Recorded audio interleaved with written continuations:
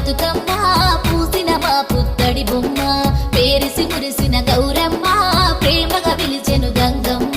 పువ్వుల పుట్టిన బతుకమ్మ పూసిన మా పుత్తడి బొమ్మ పేరిసి మురిసిన గౌరమ్మ ప్రేమగా పిలిచెను గంగమ్మ